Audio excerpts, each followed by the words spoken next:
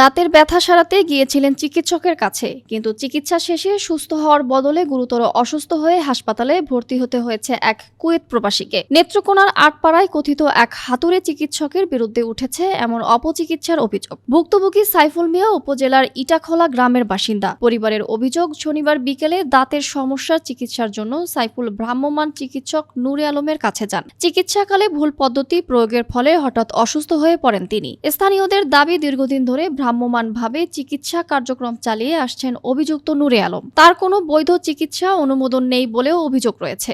আমার ভাই আইসে দাঁতটা ভাবছে এই সারারা কইতাছে কিচ্ছু হইতো না। এই মুহূর্তে কিতা হচ্ছে, দাঁত পালাই দিছে বলে আমার ভাইয়ের কথা কইছে। তখন দাঁতটি লাগায়, তখন আমার ভাই বাগাইতেছে না, বাদে আমি তাড়াতাড়ি পানি দিছি।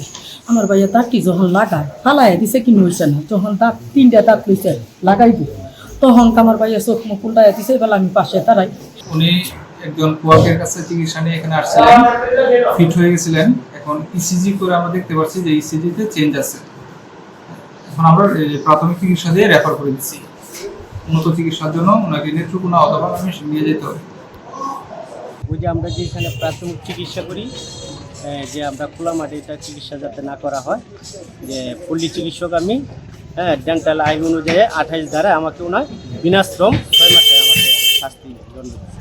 তারপরে ওনারাই আবার বলে দিচ্ছে যে আপনারা আপিল করে কোনো অভিযোগ নেই, কিছু না, ওনাদের ব্যক্তিগতভাবে কাজটা করছেন।